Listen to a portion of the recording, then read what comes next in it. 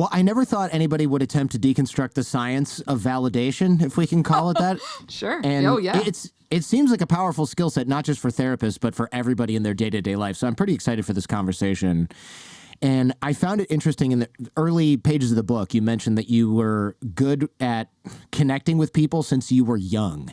And your friend's mom had shared something with you. And this is kind of an interesting way to kick things off, because I too was the kid where I'd be in class talking with Courtney and she'd be like, my parents are getting a divorce. And I was just like, oh, what is that? And then she's like, oh, that means they're separating, but it's not my fault. And I'm like, yeah, okay. That was just me my whole life. And I didn't realize until I was maybe in high school, people were telling me their dark secrets for some reason. And so I'm curious what you make of that, because it seems like you've put some thought into this, whereas for me, it was just kind of a thing that's always been the case. Yeah. So you were also then you were the person other people went to when stuff was going on. Like, yeah, but it was like, why? I wasn't, I don't really know why. Yeah. I don't really understand it. And I didn't just memorize it, but you asked her a question, and just in that moment when you were just kind of replaying the situation, you said like, oh, what's that about, right? Yeah, probably. I mean, I'm sure she didn't just turn to me randomly and say, my parents are getting a divorce. I probably said something like, you're so good at gluing the pictures onto the cup, whatever, because it's first grade. Yeah. So it's like, hey, Courtney, you have a new doll. I mean, who knows? I don't think she just randomly said it, but I remember specifically her and a lot of other people throughout my early grades just telling me all kinds of stuff. Yeah. And, I chalked it up later in life to little kids talk, but they don't really always talk to everyone. No, they don't. My hypothesis is that you probably had responded to them historically in the past in a way that was just curious and non-judgmental, because those are the qualities we seek when we're looking to confide in somebody. We don't want to feel judged.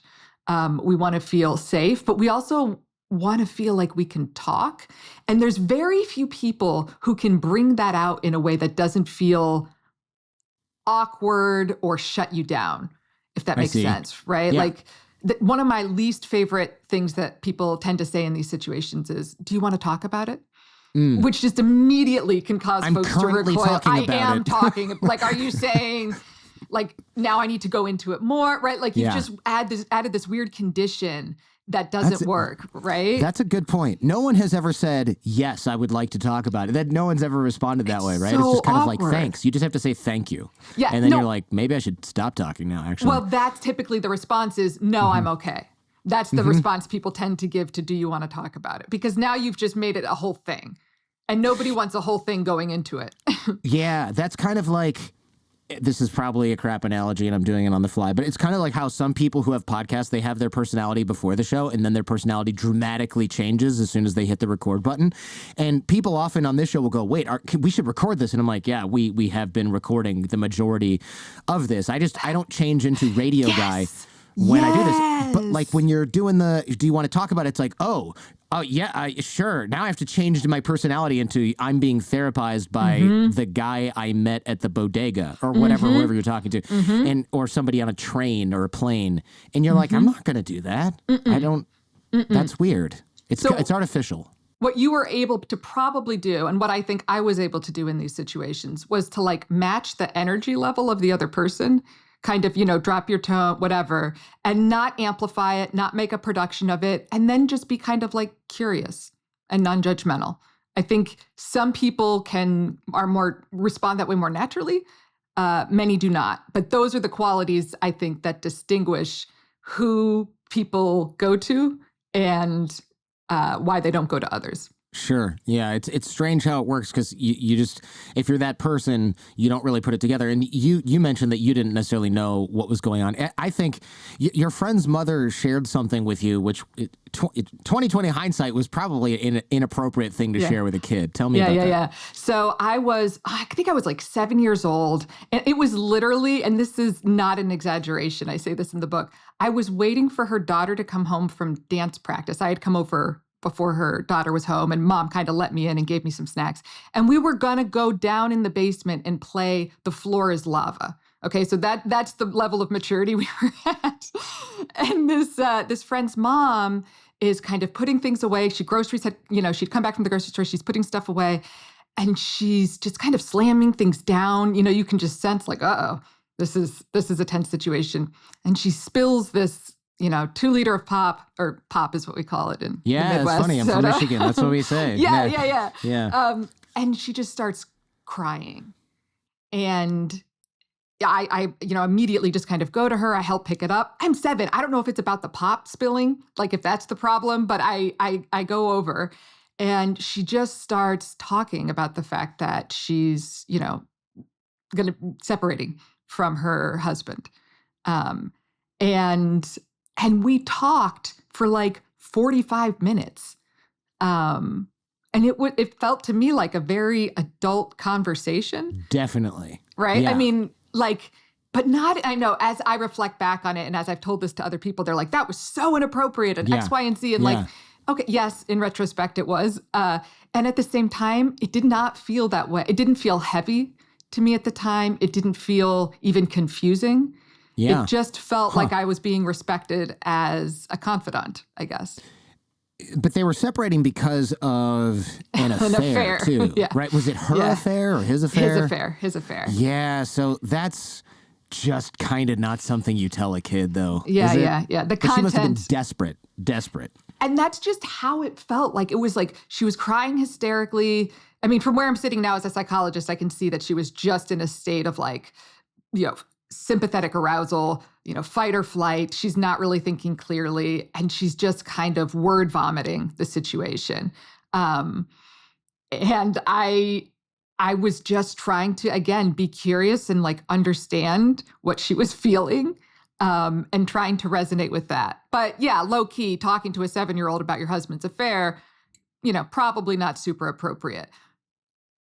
And yet, I would say I was in other situations similar to that with adults as I was young. Them talking to me about situations I couldn't understand, probably wouldn't understand, and yet found myself very much in the role of confidant. So how did that affect you psychologically? Because I feel like being in that role all the time is maybe not good for you, especially when you're that young. So where it got sticky was more like in high school, when it was close friends, right? Who are like, I'm suicidal, or I'm this, or I'm that. And then the sense of responsibility is much higher because I'm like, this is my friend. I'm the only one who knows. I've got to do something. When it was more like adults, it honestly just felt like they respected me. I didn't carry their burdens with me. I didn't, struggle with it going to bed or anything like that. It really was more of like a signal that people respected me, because then it would also change the relationship. Like the next time I went to my friends, their mom's like, hey, how's it going? Sure. I really connected. And that was for the large part positive. How's it going? You didn't tell your mom about that thing we talked about last week, right? Yeah, that was just, forget it. Let's forget about that. Yeah, interesting. It seems like carrying the burden like that could cause a little bit of depression, but I want to move on to the validation ideas, because this is the powerful practical skill set that I think I want to try to deliver as much as we can during the course of the show here. Tell me what validation is and what it does, why it's important. Sure. So validation is simply communicating that you are mindful, you understand, and you empathize with some part of what someone's telling you, thereby accepting it as valid. Like you see the validity in what they're saying. It is a signal of acceptance that culminates in the other person feeling seen. All right. So they feel seen when you validate them. All right. Okay. In retrospect, when I look back over those years, I know now that what I was doing when I was successful was validating them. And I think that I had my batting average was better than average when it came to validation as a young person, right? I then went to graduate school, became a psychologist, and I learned these skills that they train psychologists in so that they can quickly build rapport, quickly facilitate change and collaboration, and work with folks who are very hard to work with. So I learned these validation skills to help me basically bring that every time, right? And that took my batting average up like exponentially. So then it felt like I was almost like in the major leagues, but I just didn't realize it. Yeah. Initially. It seems like a skill that every therapist needs, but I've had bad therapists, and I've noticed that this is one of the areas where they're typically really weak in, and good therapists, this is an area where they typically tend to shine, I think, just looking back at the book and the things that you've discussed there, the skills, you can tell the ones that are practiced and the ones that have been doing it for 30 years are really good at it. And the ones that have been doing it for 5 years, you're like, oh, it was clunky and mechanical or didn't happen at all, or, so. Well, there's... Yeah, go ahead. Sorry, if I may, there's another side to that, though, that I've seen with psychologists is sometimes they only use validation. And so what we find in these situations is folks love their therapists, but they don't really make any progress. Okay, so a really good therapist, in my opinion, is someone who's great at validating, great at communicating acceptance, while at the same time helping you change, helping you make whatever changes you need to make to improve your life. And that is the balance, acceptance and change. Can you do both? Do you have the skills to do both in session? Yeah. But isn't validation bad somehow? I've been told not to chase it. I've been told not to seek it. I've been told to not go for it on Instagram and social media. What's going on here? What distinguish this type of validation here? Jordan, I'm so glad you're bringing up this point because it drives me absolutely crazy, especially as I'm out there, really promoting validation. And a lot of the feedback I get from people is, oh, no, validation has to come from within and you can't constantly be seeking. All right. Let's distinguish validation from praise. Praise is a judgment. It is a positive judgment, but it is a judgment. It says, I like the way you look, or I like the way you perform. Great job getting the, winning goal at the soccer game, whatever. A heart emoji on Instagram when you post a bikini pic, okay? Right, okay. That is praise. Validation communicates acceptance. It says, I accept you independent of how you look or perform, okay? That is a very different signal. If you spend your life chasing praise, inevitably, you start to kind of distort yourself. You start to filter yourself, right? You filter out the unattractive, unappealing parts because you're trying to exceed expectations in order to get praise. And yeah, it's a house of cards. Like the more you do that, the less love you actually feel because all the heart emojis you're getting aren't for you. They're for the filtered version of you that you created, right? I see. So the more we rely on the mask, it actually blows up in our face because the likes matter less and less and less because it's a less authentic version of ourselves. So we don't really internalize that validation. Yeah, actually, I really like that imagery of the mask, right? Because it does feel like our friends, the people around us, they're kind of in love with the mask. And the mask is really high performing, really attractive, really all of these things. And beneath that, though, is the real person. And so there's this disconnect oftentimes between am I actually accepted? If they knew the real me, would they still love me? Because up till then, they've been feeding off of praise, and praise feels good. It it feels like it's almost hitting that, oh, they do like me. But deep down, we know it's the mask. It's like you're scratching next to the itch, but you can't quite reach the itch. Jordan, where were you when I was writing these? I'm seriously, I'm loving these. That's exactly it. That's exactly you can steal it. Okay, I will. Thank you. Yeah, go for it. I have no use for it. My analogies are useful for seconds at a time, and then everyone forgets about them. So tell me about this pain study that has to do with validation, because I thought it was quite interesting. This isn't just I kind of temporarily feel better. This actually had a physical effect in the body. This was really interesting. They designed this study where they had folks basically, I think it was they had their hands extended or something to that effect, and they were holding really heavy buckets of water. Okay. All right, that would quickly become painful. And they had two conditions. Maybe they had three actually. In one condition, the folks holding the heavy pails of water were invalidated.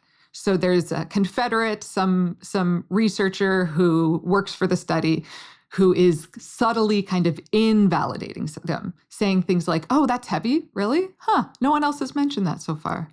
Huh, really? Huh. Do you not exercise?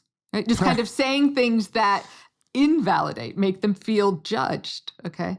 In the other condition, they had a Confederate give validating statements, right? this must be really difficult. I can see that you're really trying, X, Y, or Z. And then at the end, they did two things. One, they assessed how people felt. All right. Surprise, surprise, folks in the invalidating condition felt miserable. Interestingly, they then gave the participants an opportunity to do another round of this pain trial, right? I think they did 5 separate rounds and they were timing them. And they said, oh no, you know what? We could really benefit from a 6th round. Could we get more data? Would you be willing to do it just one more time? Folks in the invalidating condition said no, almost and exclusively. And those in the validated condition, say that 3 times fast, were exponentially more likely to say yes. So they were willing to endure more pain, right? Literally more physiological pain if they had been validated. Huh. How does that apply to reality? Just that we can deal with the pain of life more when we're being validated by others around us? So I think there's 2 extremes there. As you and I were talking earlier about the fact that I had cancer. I was diagnosed with breast cancer right after I'd finished my manuscript. And I also have multiple sclerosis. So I've got just a lot of fun stuff going up in here. And as a result, I have been deeply entrenched in the medical system. And the difference between a validating doctor, somebody who gets it, someone who, again, is mindful, understands, and empathizes in a way that makes me feel accepted, I can feel it in my body, the ability to kind of fight, right?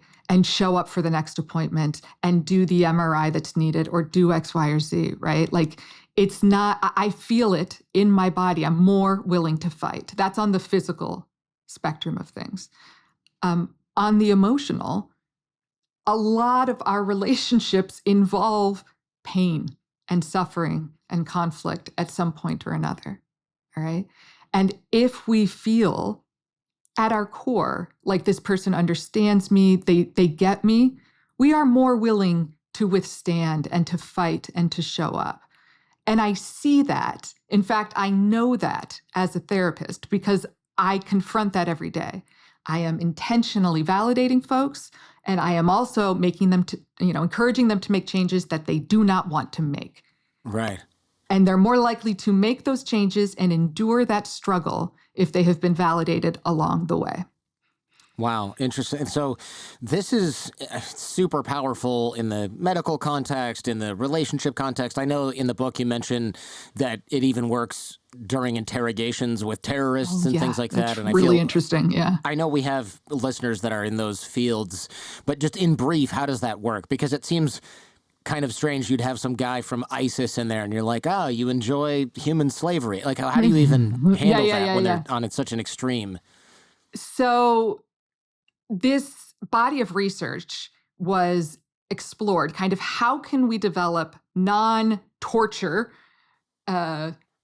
means of getting information out of folks? Because there were some researchers out there who hypothesized that the torture method isn't the best way to get credible information.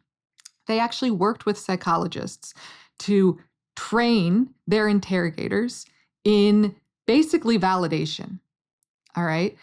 And when you're trained in validation, it's not that you're saying, yeah, you like slavery, that's awesome, so do I, right? It's not inauthentic. On the contrary, the skills that we learn are designed to help us both signal that we're paying attention, whatever, and develop more understanding and empathy as we use them. So it has this bidirectional effect, okay?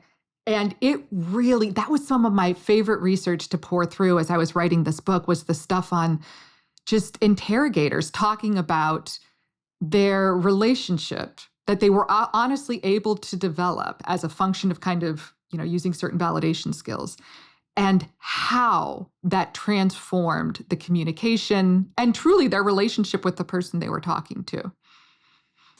It's funny how the validation seems to affect problem-solving skills, memory, and recall.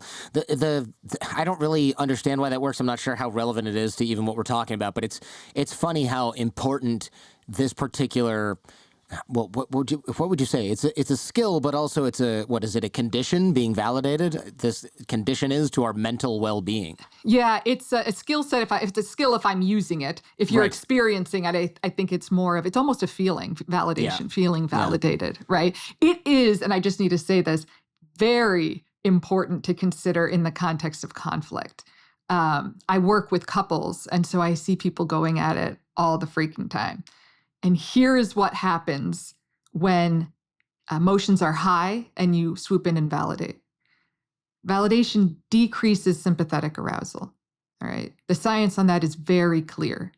And so if someone is flooded with emotion, they are like, what's the popular term people use? They flip their lid. Crashing out? Yeah, right. They've lost it. If you cannot reason with somebody in that condition. And it's so interesting to watch couples fight this out because you just see it's the exact same thing. Couple after couple after couple after couple. They get so upset. Neither person's hearing each other. They just keep repeating the same points. Everybody's mad and they leave mad. Okay. If one person can pivot there and validate, I always say it's like putting an adorable cat filter on your face, like during an argument. Like the other person will they soften. If done well, that is the effect it has. It cools the sympathetic nervous system so that higher cognitive functioning, which is required to reason and remember and concentrate, all of that comes back online. And so that's how I think about it. It's like, okay, you guys are really hot. One of you needs to put on the adorable cat filter right now. Mm-hmm. Okay, who's going to do it? Yeah. Interesting. It seems like that would help when talking with teenagers because they're kind of emotionally dysregulated, I guess you could say. The tricky thing about teenagers is that what validated them as children quickly feels invalidating once they're 15. So with a 7-year-old, you can be like, I see you worked so hard on this, and wow, this must have taken a lot of effort. If you do that with a 15-year-old, they will kill you. Right? Like that does not feel good. That's not validating to them in that moment. And again, that's why this is a skill. You have to understand how to adapt to different circumstances, different people. Huh. Why doesn't that work with teenagers? I mean, I feel like that would work on me. I mean, maybe not with that tone of voice, but it would. I guess I did work very hard on this. Thank you for noticing. Why doesn't it work with teenagers? Teenagers don't really want, and this is a very, generalization, sure. They don't much want to be seen, okay? They're not looking for a ton of attention, and they are really wanting to be seen and respected more as like adults. And so some of that can feel like you're talking down to them. You're still in a position of authority as mom or dad, right? You're up here, they're down there. And that doesn't feel good. That feels invalidating. It feels like you don't really see me. I suppose also doing it with a little kid, you can kind of fake it. They don't necessarily know if you're being genuine. It's sort of a teenager, they can see through that crap, right? It's like when you're on the Amazon customer service chat and you're like, hey, this thing broke, I want a refund. And they're like, oh, I see that this item broke and you would like a refund. That must be very frustrating. And I'm like, look, man, I appreciate that they scripted this out nicely for you, but can you just push the refund button so I can go on with my life? I don't want to talk about it. Well, you don't have to validate me. Yeah. Well, here's something else I'm going to say. You cannot fake validation or else it's not validation. All right. It has to be authentic, even with the child. So if a child hasn't put a lot of work into something, I'm not going to say, wow, it looks like you put a lot of work into that. I think that's where this whole positive parenting thing went wrong. There was this idea that you had to get a prize for everything and everyone has to feel well, if they didn't actually work hard on it, if they don't care about it, if they were intentionally breaking the rules and coloring on the walls. No, I don't authentically feel any sense of connection, or I'm not able to validate their emotions there because they don't have the emotions of perseverance and struggle and all that. That's not there. So it's inauthentic and it's ineffective. So I know people are like, okay, tell us how to do it. And we'll get to that in a moment. But how is this different from just problem solving? Because it almost seems like we have, one, it's definitely different. But two, it seems like we have to choose what we are doing at any given time. Because sometimes my son is like, my cardboard box toy that I made broke. And it's like, oh, let's fix it. And he's like, great. And other times he's like, I don't want to fix it. And I'm like, okay, so you don't want to solve the problem. You want me to validate that you worked hard and that it's a bummer that it broke and that maybe you can build another one next week. But I have to figure out what he wants. Otherwise, well, he's a toddler, right? So he's 6. Okay, yeah. So he's going to flip out if I get it wrong, basically. Yeah, you know what? The same thing will happen with a 40-year-old, frankly. Okay. They'll flip out a little differently, but it's the same thing. You'll get the bunch of pushback on why what you're suggesting won't work. Okay. So one of the greatest pieces of advice I ever got in training to become a psychologist, and I think about this, I mean, I don't know if it's hourly, but multiple times a day. Should I respond with validation or problem solving? All right. When someone comes to me with something, when there's an issue, I can only respond with one or the other. That doesn't mean I have to stay with just one or the other. I can, if I validate, I can eventually problem solve, but I have to pick one. And if the one I pick, I get pushback on, then I switch to the other. So let me give you maybe an example that would make this a little bit more concrete. I use this example a lot because it really stood out to me at the time. My daughter had performed poorly on a spelling quiz. And, between you and I thought she could have studied a little bit more. Sure. I had encouraged her to review words the night before, whatever. She didn't want to do it. All right. So she comes home after her quiz and she is bawling. Like she is very upset. She did not do well on her. Right. So, and my dad goes, I told you to study, goddammit. It makes it a million times worse. Yes. Yeah. So that's the punishment angle. You could do that. Got it. Right. Or you could do what 9 out of 10 parents would do, which is to see an opening to problem solve and say, this, you know what? This is why we need to review our words the night before. This is why we should do this in the morning, right? Uh-huh. Problem solving is trying to change something. It's trying to change how the child behaves, so that they get a different result in the future. If you jump in there and say something like, it's not a big deal, it's just elementary school. These grades don't really matter for anything. So in that situation, you're trying to change how they think about it, right? You're trying to shift their perspective, ultimately to change how they feel. And if you say, again, it's okay, it's no big deal, once again, you're trying to change how the child feels. All right. Right. All of that is problem solving and change based. If instead you said, oh my gosh, you must be devastated. You must be so upset. That's validation. I remember when I was your age and I did really bad. It was on a math quiz, I think. I started crying in class. My mom had to come and pick me up from school. I was so upset. Oh, man. Right? Like that is the worst feeling in the world. All of that is validation. I'm not trying to change anything. I'm just being with what is. I'm putting words to it. I'm giving it shape almost. And there's something really, so you're like, what do you mean by shape? What do you mean by shape? That was my follow-up question there. So much of the time when we suffer, it's internal and nobody sees it. And it has no form. It's as if it's not real because it's invisible. And so the more you kind of flesh it out and identify it, label it, it starts to almost become more it becomes real out here. Not just confusing and messy in here. And that is incredibly powerful. How is this different from empathy and sympathy? And I always forget the difference between those two things as well. How is this different? They rhyme. That doesn't help. Validation has this quality of understanding as well. So it's this rational piece. It is both emotional understanding, I know how that feels, and rational, it makes sense that you feel that way. Okay, I see the logic in this. I should add that you can also, you can validate a person's emotions, but you can also validate their thoughts or behavior, which is slightly different than what you would see with, say, empathy. All right. So I can see the validity in someone's argument, even if I don't agree with it. Right. So I could validate a perspective I don't agree with if it's logical. Okay. It's a little tricky for me to wrap my head around right away, I suppose, right here. But I think a lot of people, is there a danger that you're taking in the other person's emotions all the time and it adds up in a way that's not good for you? I think, is there a danger in doing that? I think you certainly have to know your own limits. We call them limits. I think popularly people would say boundaries. Okay. Anything that is starting to affect you negatively to the point that like you are not sleeping, you feel deprived at the end of the day. Yeah. If you don't have the resources to restore yourself, then no, it's not healthy.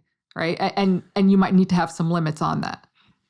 Also, do we validate everything? Because I feel like there's No. sometimes, okay, good. Because I'm like, there's some things that people say where you're like, I don't want to encourage this at all.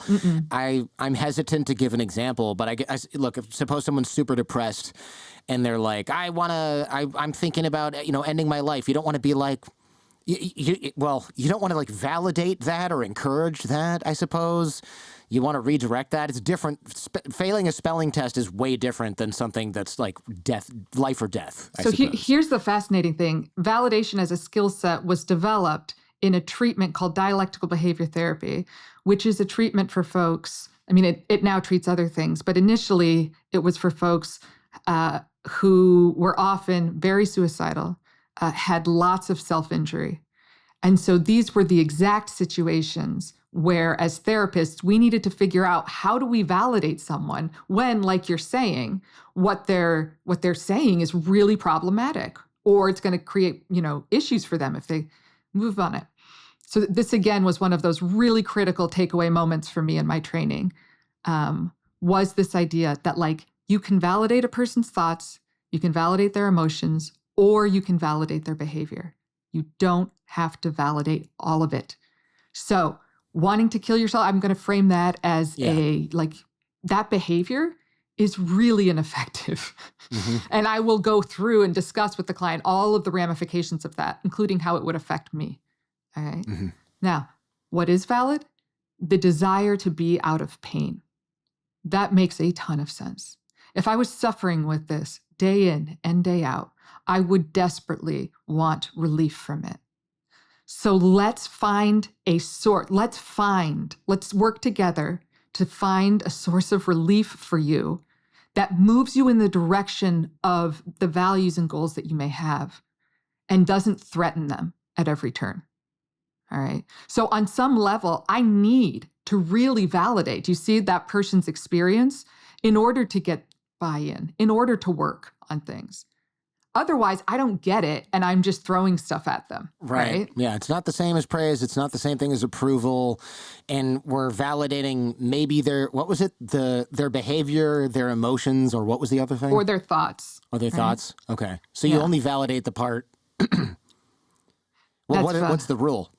What's the rule here? You only validate the valid. That's it. Okay. So you never, ever say something is valid if you don't actually believe it to be. This has been a real, the past several years have been a real exercise in what we call finding the kernel of truth, something to validate because of the political landscape.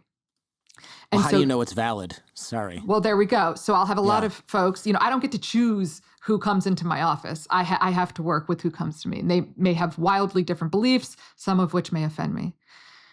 And I can listen to someone who's saying, yes, I think that aliens from outer space are coming to attack us, and I'm going to vote for the president that will protect us from the aliens. Okay. I don't agree with that thought process. I don't think that is based in facts. That's not logical. All right. However, if I genuinely thought that aliens from outer space were coming to invade us, I would understandably be afraid. I would understandably feel threatened. I would understandably want to vote for somebody who could protect me from that. And so I can validate all of that without validating the person's thought process. All right. How do you stop from resist, I should say, judging them? Because it would be, I'm not a therapist, but this would be nearly impossible for me. Like, knucklehead, you think aliens are coming? What kind of? Tell me what medication stack you're on. This is why I don't do what you do, but I do what I do instead. Yeah. But it's like, how much weed have you smoked in the past 48 hours where you think the aliens are coming to take over the earth? Come on. So man. I'm going to push back on that in a big way and put it on you to say, Jordan, how ignorant are you to think that an effect doesn't have a cause? There's a reason they believe whatever it is they believe. Sure. Perhaps they're listening to some, bizarre news source. Perhaps you're right. Listening to too many podcasts is what's going on. Yeah. Or, happening. Perhaps there is some chemical whatever off. whatever. There's a valid reason they're thinking that. I don't necessarily have to chase it down. Okay. But I'm not going to judge them for, believing the lies people tell them. Right. I mean, I could, but like I choose not to because that's not super effective. No, it matters if you do that. If I do that, it's just, I get a couple chuckles from people listening in their AirPods at the gym. The stakes are lower for me, I think is where I'm going with this. They are. Yeah. But I would say that like for most of us, I think we've gotten into the space of thinking the stakes are low. Like if I'm just judging my wacko neighbor or my wacko this person, like whatever, who cares? But no, that is very much bleeding into all of how we communicate. And that, I think, is really at the core of a lot of the discord that we see. I like that. I mean, being empathetic has never, well, I shouldn't say never. I was probably way better at it when I was younger than I am now that I'm older.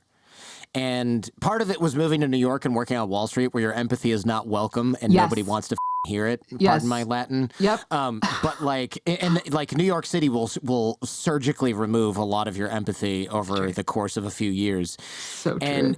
But my producer on Fridays, Gabriel, he's like the most empathetic person, and we'll get an email that's from someone who's aggressive and clearly has like mental stuff going on, and I'll send it to him and I go, you got to handle this. And he writes this really nice response, and I'm like, wow, if I read that, they'll write back and be like, I'm so sorry, you guys are so great. And I'm just like, wow, that was not what I had planned on writing, at all. And he's like very skilled with this kind of stuff as an adult. Mm-hmm. But you flagged something there really interesting, which is that actually that type of a response is often what facilitates change on the other person's end. Okay. So you want them to change how they're thinking about a situation. You want them to listen to you and your data and your X, Y, or Z. You sure as hell better find a way to help them feel seen and safe in your presence. Otherwise, you stand no chance of affecting change. And that I know for a fact. I mean, that is my full-time job. Smart. Yeah. So tell me about the validation ladder. I mean, let's get down to some of the practical stuff, because people are like, okay, I get it. It's important. Are you going to teach me something or just tell me how important it is and then I have to buy your book? Which you should. You should go buy the book. Links are in the show notes. It does help support the show. And the book is good. And honestly, I will say, in the spirit of book shilling, there's so much more in there than we're going to be able to cover on this episode, because it's highly practical, which I really appreciated about your book. And you go over each element of this ladder, and there's examples and how to do it, and here's how you should practice this for the week. So there's a game plan of learning it, which I thought was a unique way to deliver the information, because I read a lot of books, as you might imagine, and most of them will deliver something like this, and it's like, you go, what did I just read? There's so much in here. And it's like, oh, yeah, if you ask the author, go back and do a chapter occasionally, and there's no plan, and you just go, I'm going to remember one or two things from this, and that's fine. I'm moving on with my life.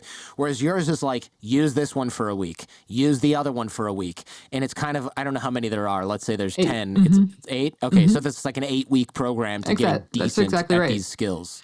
And I got to be honest, I took that from the training that I received. That is how I learned to master these skills in this very piecemeal That means this stage. is a training, a learnable, it's a workbook and not just like here, read about this skill that I've been using. Thanks, bye. And hire Jordan, me for a speaking gig. This is something I really want to emphasize and put out there. People aren't born therapists. They are trained to be therapists. And I realize you don't want to necessarily be a therapist. You don't need to know how to treat anxiety, but you do need to know how to communicate effectively. You do want that. I would like my kids to still talk to me when they're adults, for example, or, keep my friends around until we're all old and croak of natural causes, instead of just pissing everyone off.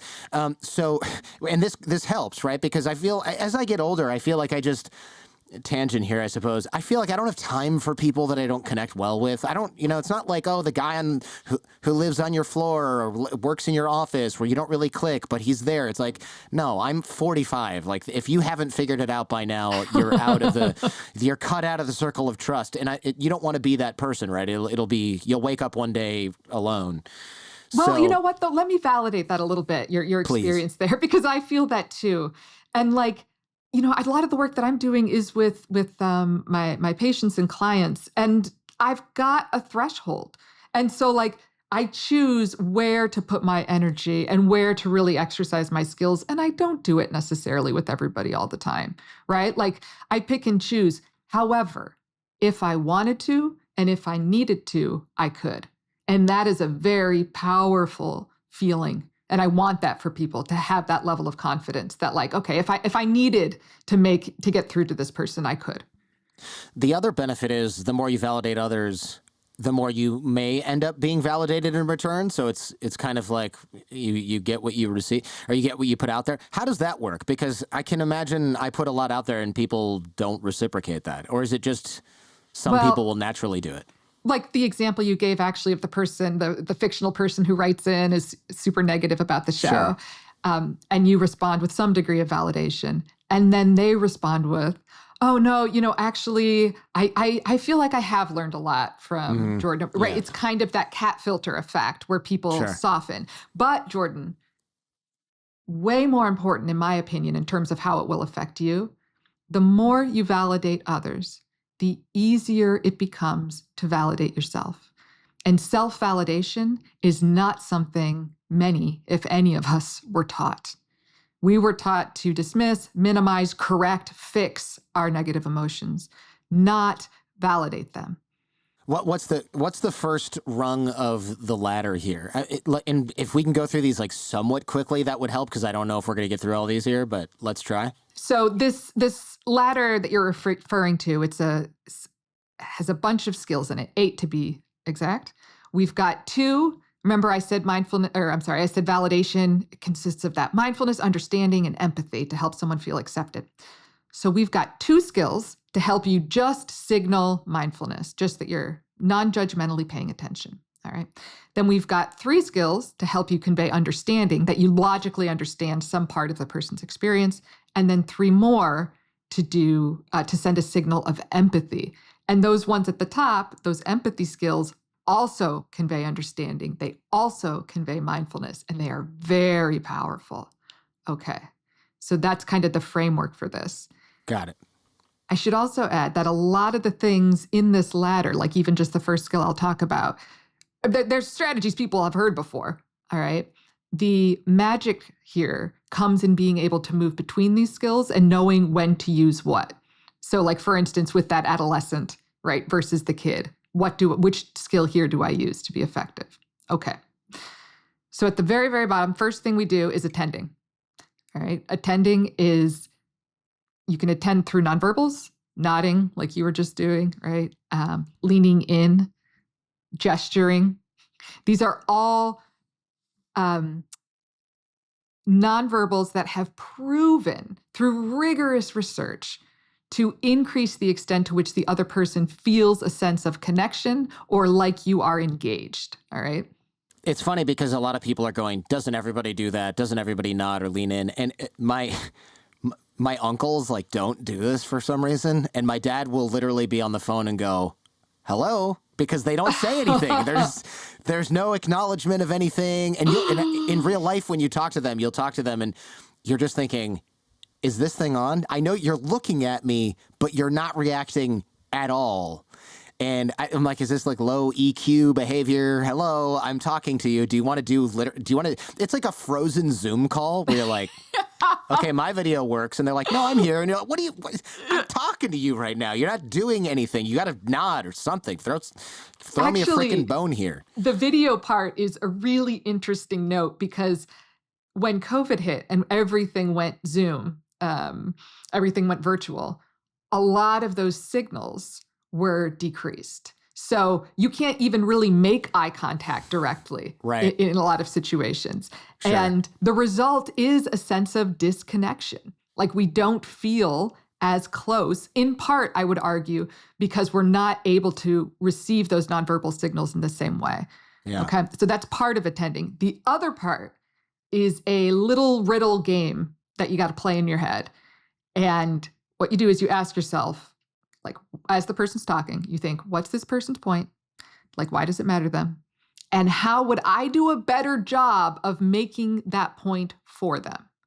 And it's not because you're superior. It's not that. This becomes just a way of keeping yourself engaged. Like you are, it's as if you've been like put on a debate stage and they're like, okay, you have to argue why smoking cigarettes is good. Okay. Like you don't have to agree with what the other person is saying. You're just trying to make that argument as succinctly as you can. Right. You don't necessarily say anything. You just do this in your head, and that affects how you listen.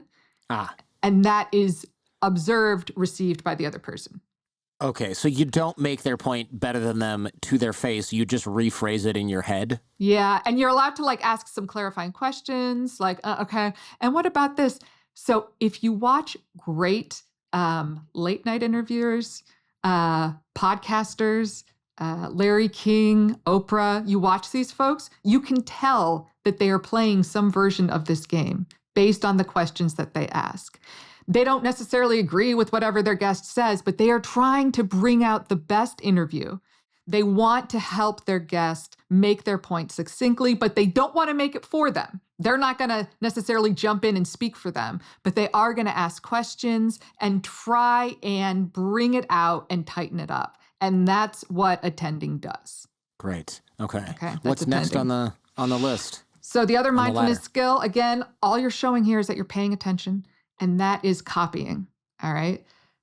It is as basic as it sounds. You literally Which I just did by accident. You did. It's repeating the words someone said and or their body language. Okay. But not like mirroring them clunkily, correct? Right? You sit up straight, I sit up straight, and then I read that, and I have these guys do this, these wannabe hypnotists, and they're like, I'm hypnotizing you. And I'm like, no, I'm in an uncomfortable chair. You're not hypnotizing me. You're mirroring me, but it's weird because I do this to scratch something on my neck and then you do it. Like, I know that you're doing that on purpose. I don't get why. It's not making me like you more. Exactly. So here's the thing. We are biologically designed to mimic other people, to copy them. So babies do this. As adults, we are more likely to copy the nonverbals of somebody that is in a position of power or somebody that we're attracted to or want to impress. We just naturally, spontaneously copy them more. It was like nature's way of like building in this super effective way of connecting, okay? Because that's the effect it has. But you're right. You don't dial it in to like the itch on the face or whatever. Right. I'm looking at things like, are your arms crossed or not? Are you leaning forward or not? All right. These are just simple nonverbals that help me attune to you. And when I do this, all I say to myself is I'm like, okay, I need a copy. I just give myself like this high level, like bing, just do that. I don't dial it in or get super focused on it or else it will look contrived. What about negative things that they're doing? Like what if they're all worked up? I don't want to copy that, right? No, that's where you need to be careful. So anger is something you never want to copy because it can obviously heighten the situation. Right, you're escalating things, yeah. Yeah, I will say though, that some negative emotions, for instance, sadness, if another person is, sad, their eyebrows are drawn together, if you're not copying that to some degree, if you're not reflecting that, then there's this disconnect, right? Like you're fine. And the other person's like falling apart. It doesn't feel like you're synchronized, right? Right. Okay. And then the other one is the simple copying of words. So this, and I need to tell everyone, please stop saying, I hear you saying, right? Like in the most condescending way. No, when I copy, I pick out the adjective somebody uses. Okay. I pick out their way of framing something and I just reflect it back. In my book, I do this really bizarre. Actually, you can hear it on my website where I secretly recorded my husband and I talking about Seth Rogen's book. And I made a point of copying him as we were talking to give you a sense of like what it sounds like. And it absolutely has the effect of like drawing him in, getting him excited. And it's just really kind of subliminal almost. What about, so explain that, and this might be a totally different thing, but I used to do this with people's accents and my friends would think that I'm making fun of them. But there's two things going on. There's two caveats to this, I suppose. One, the person never notices. And two, they seem to like it because my rapport with them is so good. So the example that really used to scare people is New York taxi drivers. So I would get in it, this is pre-Uber, right? I live in New York and I get in a taxi and my friends and I are like, we've had like 6 drinks or something. And I'm talking with them, and my friends are like, "What are you doing?" And I'm like, "What do you mean?" And then they're like, we get out, and they're like, "I don't get what happened or why that guy didn't get mad." And I'm like, "Oh, I don't know." They'll explain to me that I was talking like that guy. And I've told this on the show before, but there are examples of me talking with like a Somalian or a Jamaican or Dominican cab driver. And then like 3 days later, I'm walking down the road and a taxi comes cutting across 4 lanes of traffic and slams on the brakes and goes, "Jordan, how are you?" And I'm like, "Oh, hey." And then my friend's like, "What? The taxi driver from 4 days ago remembers you?" And apparently in the car, I was all like, "Jaman, I remember you from Jamaica." Like I was just ridiculous, and he didn't notice and loved it and didn't think, "Oh, this guy's making fun of me." But my friends are like, "He's going to get punched in the face and we're going to get kicked out on the West Side Highway. What are we going to do? It's 4 o'clock in the morning." And it just, but it worked. Like it was like something I did subconsciously and not to probably to the exaggerated degree I just did here, but right. It was just like something I didn't even notice it was happening, and it worked really, really well. And your friends know you enough to know that it was like a big shift. Like the taxi driver probably doesn't know, like, right? No, but I'm pretty sure he knew that I wasn't a native of Jamaica. Totally.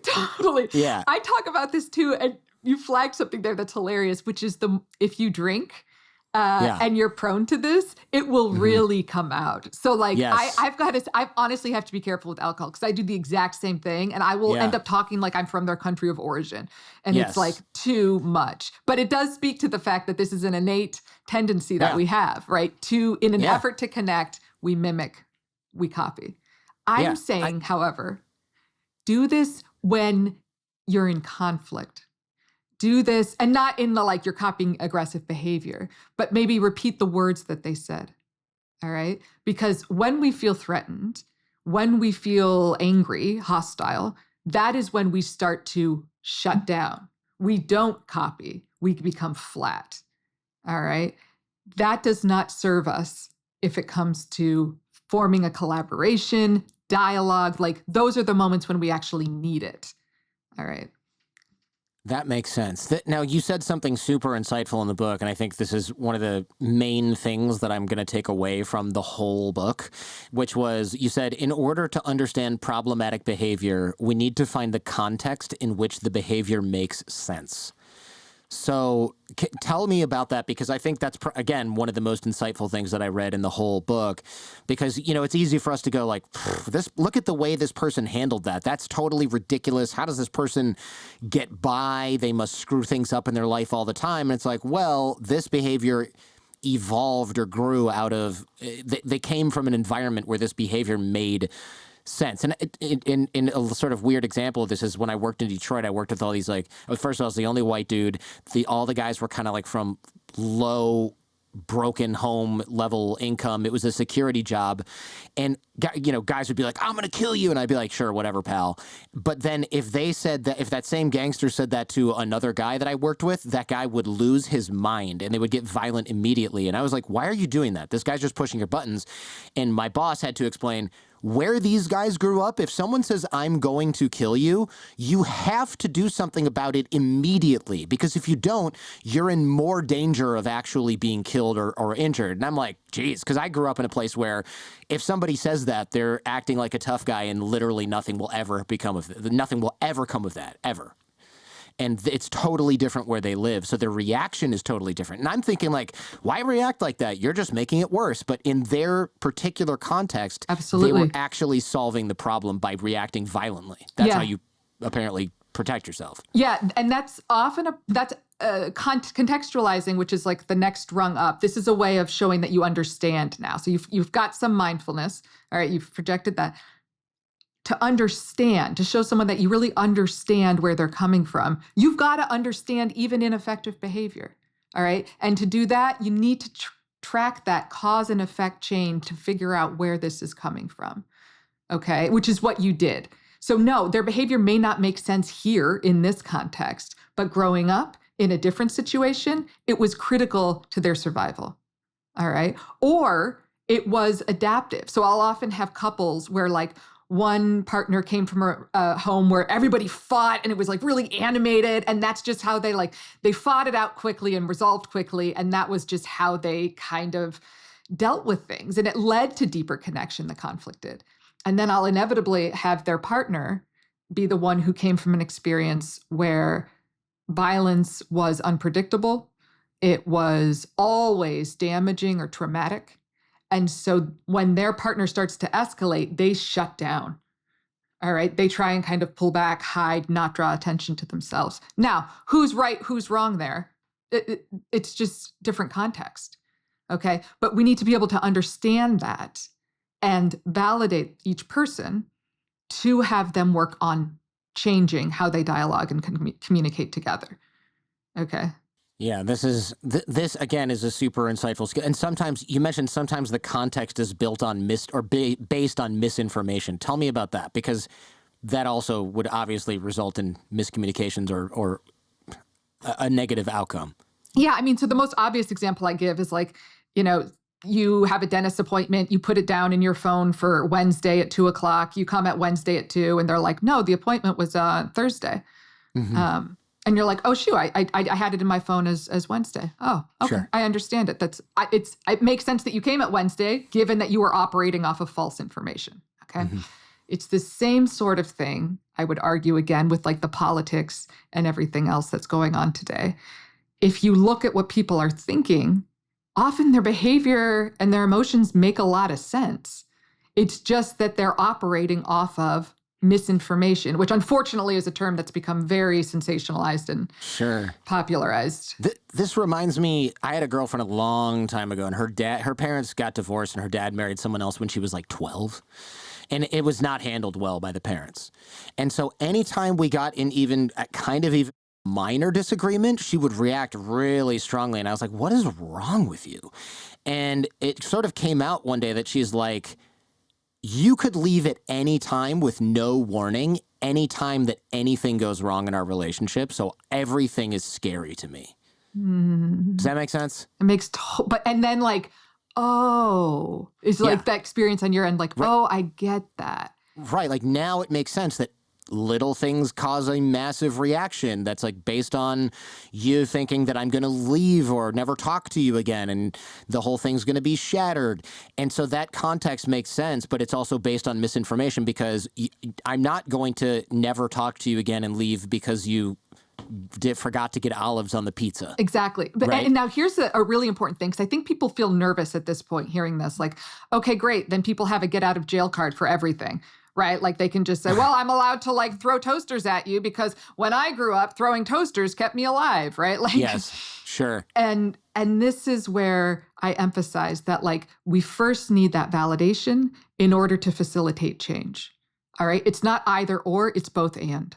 So I can say, okay, that makes total sense that like you're concerned about, rejection or me leaving you. And yet I'm saying now I'm not going to. In the future, like, is there something I can say? Because we need to be able to have conflict without you shutting down or X, Y, or Z. Right. And so it leads to problem solving in that way. But you don't just leave it at like, okay, continue to, throw toasters or what have you. It's just, you've got to see it as a step in the direction of problem solving. All right. Next rung, I think, is called equalize, unless I missed one. Yeah. Equalizing is like, as straightforward as it comes. It's just anyone in your shoes would feel the same. You don't need some larger context to explain why someone is thinking or doing what they're doing, right? Like their kid got hit in the head with a softball and they were taken to the hospital, and you call your friend freaking out and you're like, oh my gosh, I'm so scared. I don't know what to do. I'm headed to the hospital now. And if they were to put that in the context of like, well, of course you are. You have an anxiety disorder, right? You'd be like, screw you. Yes, but if they're like, oh my God, I would too, of course, right? Yeah. Like makes perfect sense. That's equalizing. And it's not that one of these is like contextualizing or equalizing is better than the other. They're just used in different situations. Again, at this point to communicate understanding, right? So it's not just that you're paying attention, it's that you're paying attention and you understand on some level what the other, my favorite is when like a specialist or a doctor says like, oh, if I'd get a second opinion too if I were you, right? Or you were right to bring them in. I would have done the same.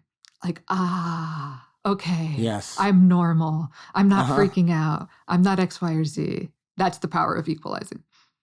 So in this situation, we imagine their experience. Is that what we do? Or do we just say anyone else in your shoes would do the same and it's that simple and mechanical? It can't, and it doesn't even have to be that language. It can just be like, oh my gosh, yeah, that makes sense.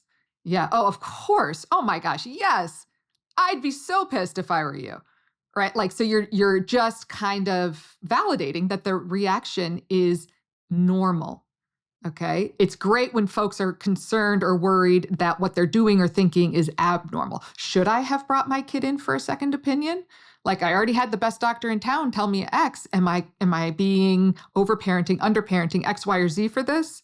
Yeah. You don't trust your doctor? Is that why you came in here? Exactly. Yeah, exactly. that would be the opposite of right. equalizing. That's right. And tell me about propose. This one is more complex and more powerful at the same time. This is a massive, this is like a Jedi mind trick is if you pull it off, okay? So proposing has you basically say what you think another person might be thinking or feeling based on what they've already told you, okay? I mentioned Oprah earlier because she has built her entire career, if you ask me, on this one skill, proposing. She is so good at it. So basically, remember I told you when you were using that attending initially, you're trying to think of what's a better way to make this person's point or what, you'll start to get some insights. And that's, if you wanted to communicate understanding, you could float those. And if you get it right, that's going to feel really validating. So I'll give you an example of Oprah was interviewing Meghan Markle and Prince William. Is that there? Yeah. I mean, it's either William or Harry, and I always forget which is which. Oh, I think it's Harry. Okay, fine. Sorry. I'm sorry. Anyways. The guy she's married to, yes, right? Yes. Yeah, okay. Oprah's marrying them. Whoo! Oprah's interviewing them. Yes. And Meghan's talking about all of these things that were going on behind the scenes in the palace and how horribly she was being treated. And you can see she's got kind of like a lot of shame and guilt about like, I just kind of kept this to myself. And I know it sounds weird that I'm coming out with it now, but, and so Oprah says very pointedly, like, so why didn't you say anything? Like, this sounds awful. Why didn't you give your side of the story?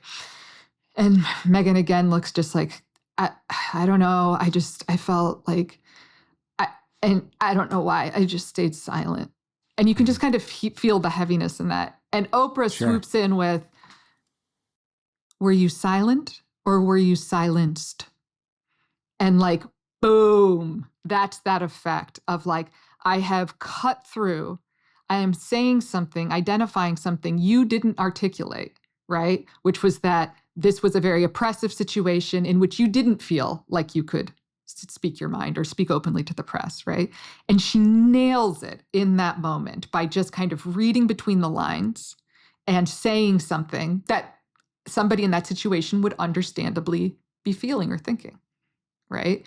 That's the power of proposing, when you really identify something that the other person hadn't really put together or said yet.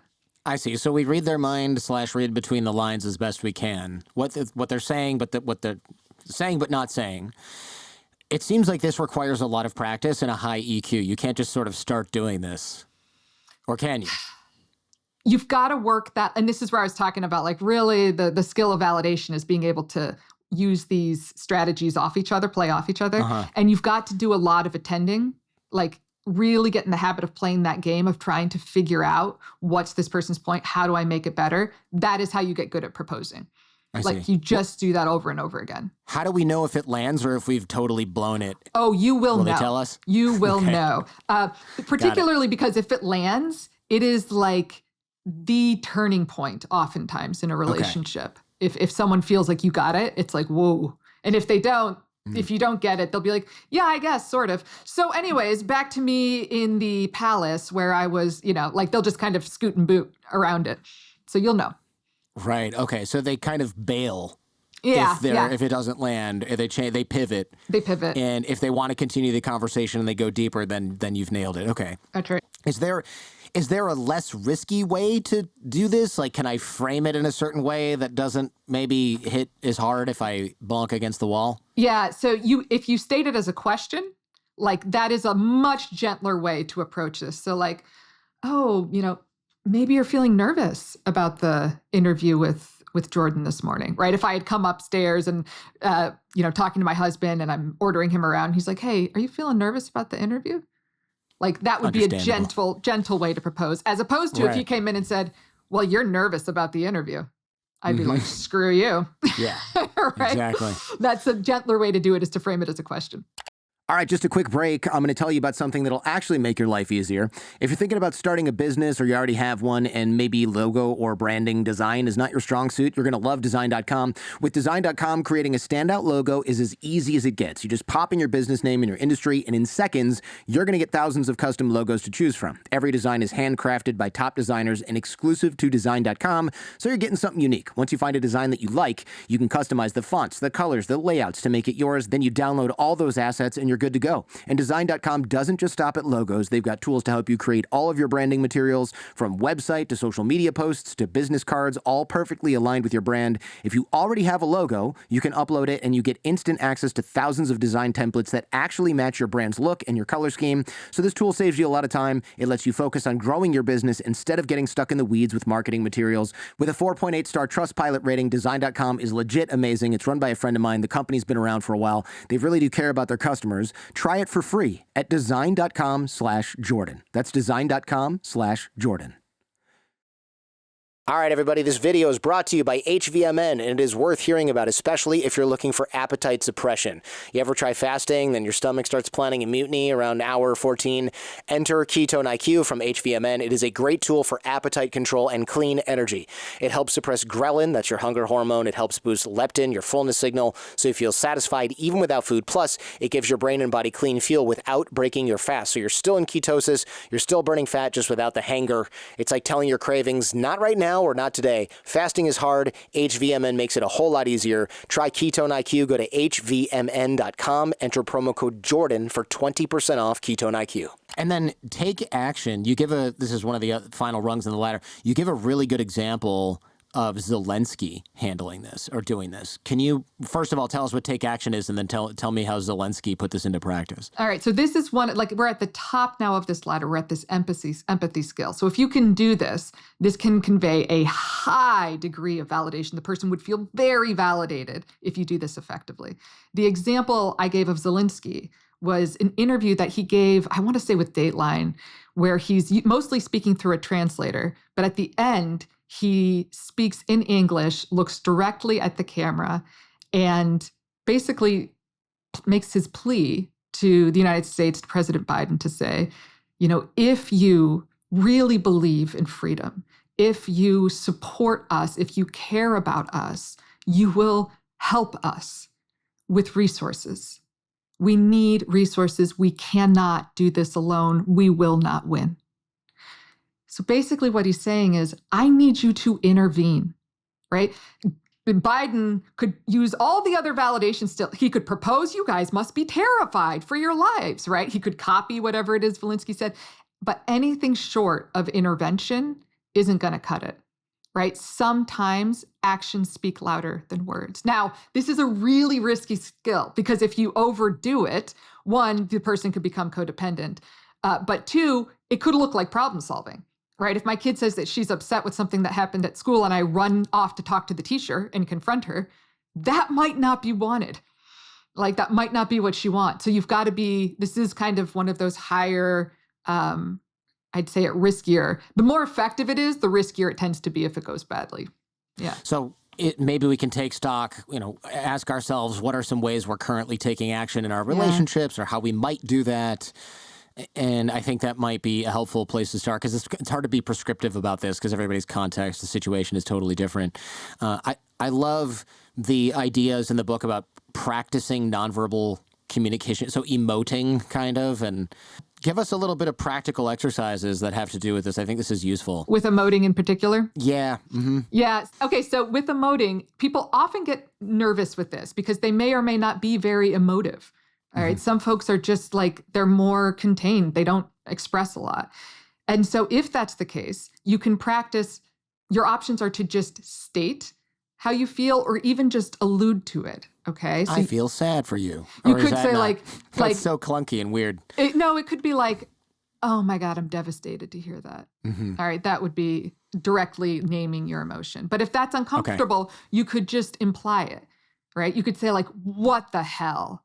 Are you freaking kidding me? Right, okay. Okay, that expresses some degree of emotion, right? You are alluding to the fact that you are angry, you are frustrated. My dad is, went to West Point, military guy. He doesn't do a lot of like emoting and you must be feeling so sad, right? Yeah. If something goes wrong, my dad's response is, you gotta be kidding me. That's his like reaction to anything. I'm pregnant. You gotta be kidding me. I've got breast cancer. You gotta be kidding me, right? So that's just like that's his language.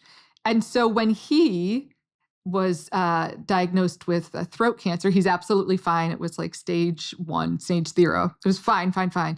But when he told me about it, I didn't say, oh my gosh, Dad, you must be so sad and scared, right? Because that's not his language. That's not how he emotes. Nah, I'm good. Yeah, exactly. It would make him uncomfortable, right? Instead, I said, you've got to be kidding me. Yeah. Okay, that's his language. That is how he expresses emotion. And so that is how I framed it. I love how practical this all is. Is there a PDF or anything that you have that we could give to the audience that has this stuff in a cheat sheet? Yeah, let me forward you something. Yeah, do that, and then I'll figure out how to make it available on the website somehow, I guess, if people want to. Because I know people are like, I got to listen to this 10 times and take notes, and I'm driving, and I can't do that. So, and there's all these mistakes that go with emoting. I don't think we have time to go over those, but I definitely would love for people to check those out in the book as well. And back to the latter, I forgot a couple of these things. Disclose. This is actually something that I, again, accidentally used a lot especially when I was dating, right? And teaching the dating stuff to other guys, which was my old business back in my 20s and 30s, teaching a lot of these sort of skills. Guys are bad at this generally. They don't want to disclose things that maybe make them look vulnerable or real in any way, because it's a vulnerable place to be, right? Because you can get rejected, and it's not like the fake you that's getting rejected. It's totally. I'm afraid that I'm not, my career might not be the thing that I was born to do. And it's like, if you get rejected then, it feels way worse than some girl who's like, don't talk to me, you're not tall enough. You're like, exactly. Whatever, Exactly. Yeah. I had a big reaction to that because were you doing like Neil Strauss's stuff? Not quite. I like Neil, but that stuff was a little bit like, we were decidedly white hat. It was like, don't lie about anything. Don't tell the woman you were, oh, my Ferrari's in the shop and they're overcharging me. It's like, we're not doing that. We basically were trying to teach guys to deserve what they wanted, which is like, you work on yourself and you learn how to communicate well, you will be fine. Don't put on a persona that makes you look really cool, and then eventually someone gets to know you and it all falls apart and you just like pray that they stick around. That was a lot of what those pickup guys were doing back in the day. It was. And they were doing a lot of weird social psychology also. I mean, they were like out there collecting data, right? If I peacock, do I get more phone numbers than if I don't, which was actually kind of fascinating, the approach that they took. But a lot of it was weird. We definitely had an office with a giant spreadsheet on a whiteboard, and all of our guys would come in and be like, I tried this and this worked. Did this work for you? Yes. We all went out and did the same thing and it worked 8 times out of 10. This is a good technique. Hey, we all went out the next night. We tried this other thing. It worked for one guy, but he's always the guy where it works for because he's 6'5" and has a 6-pack abs.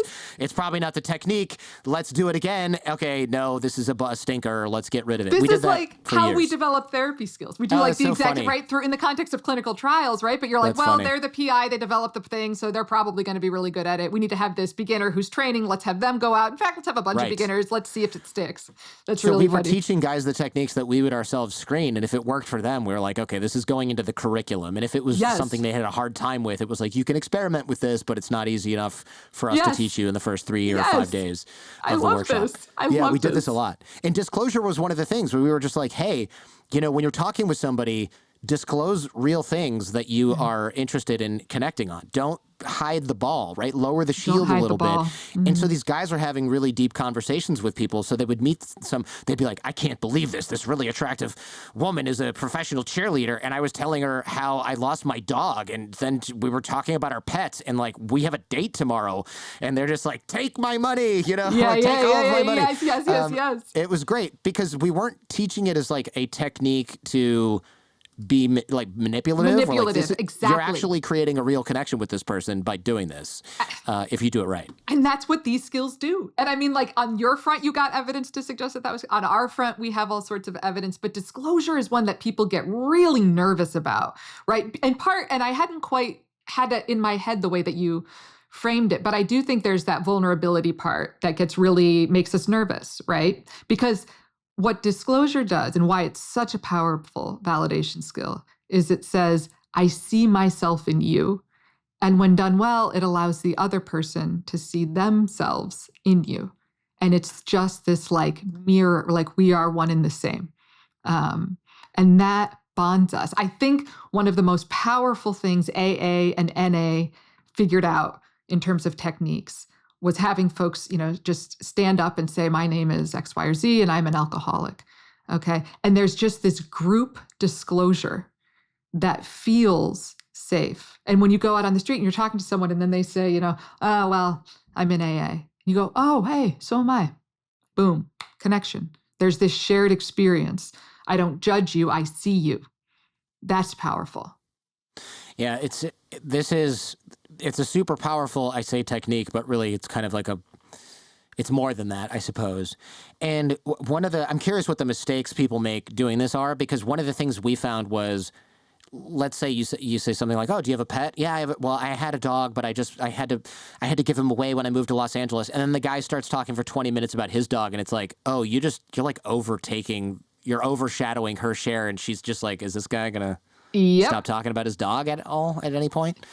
There's a lot of that. Yeah, that's one of the biggest mistakes is that you make it about you. And so as therapists, we're trained to flip it back. So you're allowed to insert a little bit, but you always bring it back to the other person, within a couple sentences. You do not let it become about you. And here's the thing, folks who are really emotionally intelligent, if you do a bit of disclosure, they will really allow the tables to turn into focus on you. They'll start asking you questions. They're taking it as a cue that you want to talk about yourself. And so with those folks, you have to really, really just keep bringing it back to them, Do we have time to talk about shaping real briefly before we close? I know we're basically over time at this point. Sure. But take us through this, because this is another really powerful skill that, again, we used a lot when I was teaching the dating and relationship stuff. And it can kind of cross over into the manipulative zone if you're not careful. Wait, how did you use it in dating?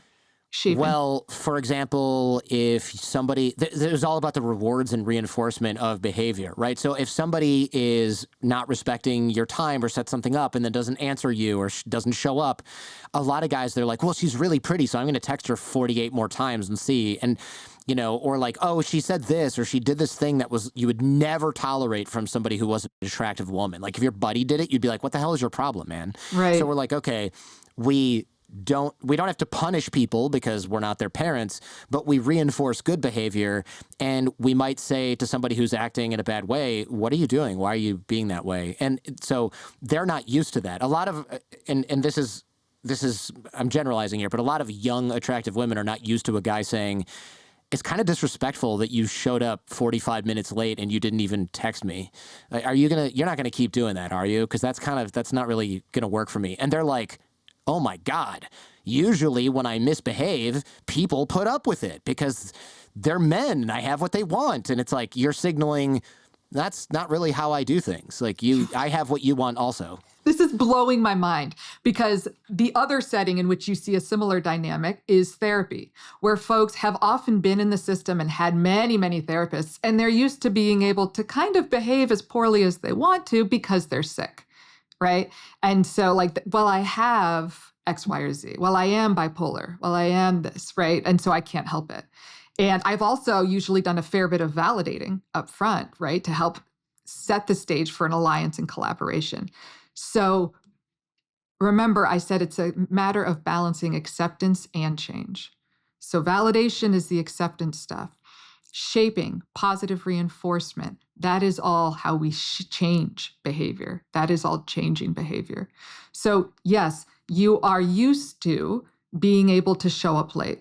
Makes total sense that you're not on time. Your last therapist you had for 5 years, you could come in 30 minutes late and they would still see you, right? I totally get why you're doing that. Unfortunately, for me, that is a line in the sand. I have way too many people on a wait list who want to be seen if there's a cancellation. And so if you do not show, I will go to the next person. All right. Now, there's this subtle, like, I'm not judging you here. I see where you're coming from, and I need you to change. And I am firm on that.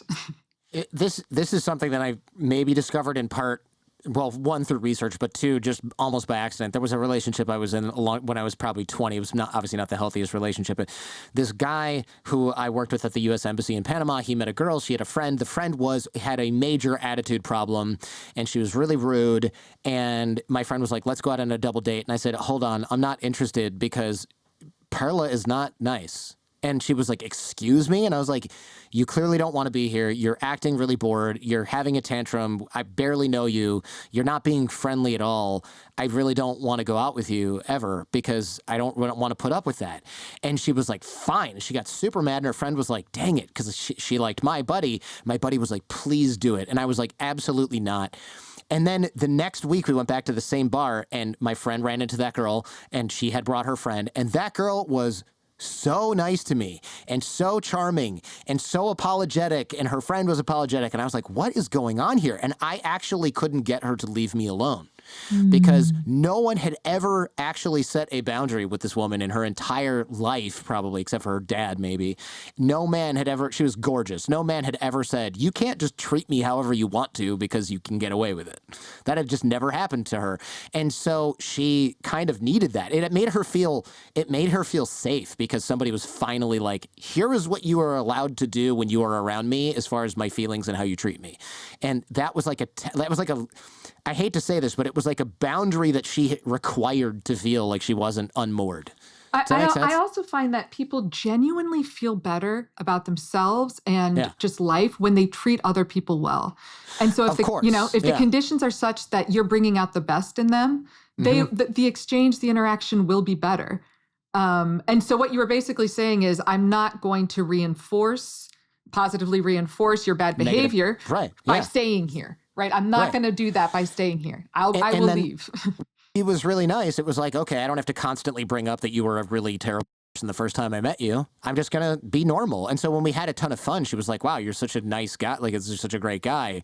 And she would occasionally test me, right? She would get like really snarky or really rude or be like, you have to buy me this thing. And I was like, that's not what I want out of this relationship. I'm not your sugar daddy or whatever. And she would be like, oh, okay. And then she would just drop it. But she would try to like kind of like poke the boundary a little bit, right? Like, is this balloon going to pop if I keep poking it? And since it didn't, she liked me more and more and more until it got to be a little bit too much. But that's another story for another day. Well, I suppose. A different kind of direction on that, though, when we're asking people to change in some way, shape, or form. Often they do not have the skills they need. So for instance, the client who is not coming on time, they're not punctual, right? And they've gotten away with it for a while, so it's been reinforced. Me saying, hey, guess what? All of a sudden, you haven't been punctual for anything in the last 40 years, and now I need you to come on time for this. They may not be able to do that. So I need to shape the behavior, meaning I need to find some small improvement they could make from where they're at. What might just be, call me. If you're going to be late, call me. And once we get that down and they're consistently calling me, then I up the ante. I make it a little harder. Okay. Now I need you to call me earlier. I need you to tell me an hour before if you're going to be late. And we just kind of keep shaping the behavior. You start reinforcing approximations of the behavior you want. So I just want it to be clear, because sometimes it's not as easy as like, here's the line, and then people get in line. Oftentimes there's a line there that they just, despite their best intentions, can't bring themselves to meet the requirements. Yeah. I know we are beyond out of time, but how do we validate ourselves? Is there a brief version of this? Yeah. It's such an issue that's near and dear to my heart. I didn't realize how bad I was at validating myself until I really, mastered validating other people. And the process, it's using those same skills on yourself. There's a couple of tweaks, but first and foremost, you just want to, and I'm usually focusing on emotions, although sometimes I do it for thoughts or behaviors, but I'm looking for like, what am I feeling? Just what is it that I'm feeling? What's the validity in that emotion? Where is it coming from? And I don't let myself get trapped in some narrative or like some, sad story. It's just like very objective. X led to Y, or Y led to X, or what have you. No, X led to Y. Wow. Yeah. I'm out of it. It depends which direction you're going in the alphabet, to be fair. And then it combines some degree of self-soothing or taking action on your own suffering in the same way you would for someone else. You wouldn't kick them when they were down. You'd probably get them coffee, right? Right, yeah. Would I judge a friend or colleague for feeling this emotion? Right. No, and what would I do for them? And that is what I will do for myself. I've got a whole chapter on it, and it's actually pretty straightforward. But if I have yet to meet anybody in my corporate work with, executives and companies, or my clinical work with patients, yet to meet anybody who was impressively good at self-validation.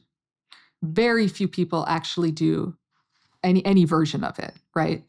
And so it's a missing skill set. And to be fair, it wasn't modeled for us growing up, It's not like our parents were saying, "Oh, it makes sense that you feel that way, and why don't you self-soothe with whatever?" They're like, "Act your age."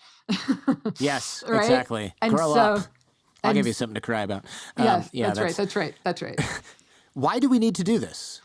Why do we need to practice self-validation? Yeah. Again, it comes back to that experience of, can you love yourself? Do you see the validity in your experiences? Do you judge yourself? All right. Folks who are better able to validate themselves and practice self-compassion are actually much more likely to take responsibility for their behavior when they do poorly, right? They are much more likely to be effective as a result, as a consequence of whatever mistakes they make. On the contrary, folks who lash themselves with self-criticism and X, Y, and Z, much less likely. So it is not about going easy on yourself, okay? It is about responding humanely to yourself so that you feel worthy of such interactions with other people. Dr. Caroline Fleck, thank you so much. There's so much more in the book. Hopefully we can get kind of a cheat sheet together if you're able to do that. Totally. And then and it's highly practical, and the cheat sheet will get some stuff going so people can practice this stuff. Thank you so much for coming on the show and allowing me to not finish on time.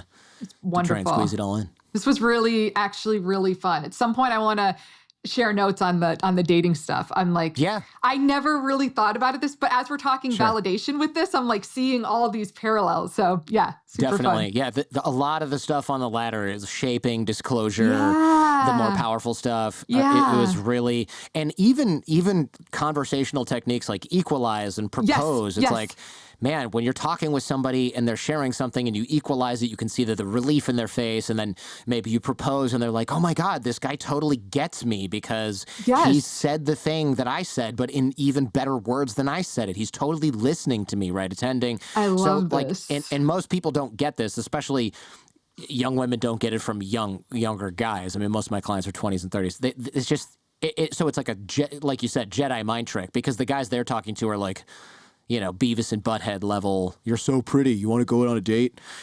So like they're cavemen compared to the guys that we were training. And it was really good. And again, it makes the man better, it makes them deserve what they want, right? So it was really, really useful because it wasn't manipulative. It was just like... This weird thing I observed when I was coming into like Google and stuff to teach these skills to help teams collaborate better. It's like a bunch of engineers and like scientists. I'm like, they're going to just laugh me out the door, right, with my soft science. And they love it, right? They loved it. They love like the equation. I do this, then that happens, right? Like they really like the method. And they took to it. They were able to develop the skills, and like they really gravitated toward it. So like absolutely. A lot of my clients were in tech because guys, I mean, look, you might imagine the guy who's a singer-songwriter, he's a little bit, he's got a different vibe. Yes, that's so true. Than an engineer. Right? And an engineer is like, I don't understand. I have a good job, a good career. I put in the inputs and the outputs aren't coming out when it comes to dating. And you're like, oh, okay, try these things. And they're like, different inputs. Yeah, and they totally get it. That just really floored me when I had that experience. I was mostly in like mental health and like, you know, doing some, but once I made that flip, I was like, oh, there's a real method here that it doesn't require a high EQ. In fact, the lower the EQ, sometimes the better the reaction. They're more willing to try and experiment than someone who thinks they know it. It's so true. Training really smart guys was good, but training guys who are not that smart was actually great too, because they would just go, all right, I'm just going to do exactly what you told me to do. Yes. And like a smart guy would be like, I did this thing and then I modified it and then I did it this way. And it's like, okay, and did it work? No. Okay, well, maybe you should have just tried the thing I told you. Whereas, the guy with like, I won't say the dumb because he's not dumb, but the guy who was like, I have no idea what to do. I just have this thing written on my hand. I'm going to do 1, 2, 3, 4. They're like, it worked. Yeah, it worked. And then now you have to do it in a more authentic way that's sort of native to you, but one step at a time. Yeah, because you see these like highly sensitive folks, these like, I'm an empath. Like I have a high EQ. So like, I don't need to practice this. Like it comes naturally to me. And it's like people who say that, it never really shakes out that way. It never does. It never does. By my observation. Yeah, people tell me they're an empath with a high EQ. I'm like, well, we'll see about that. We shall see. Thank you so much for doing the show. Thank you, Jordan. This really was lovely. Appreciate it. Lovely. Okay, you take good care now.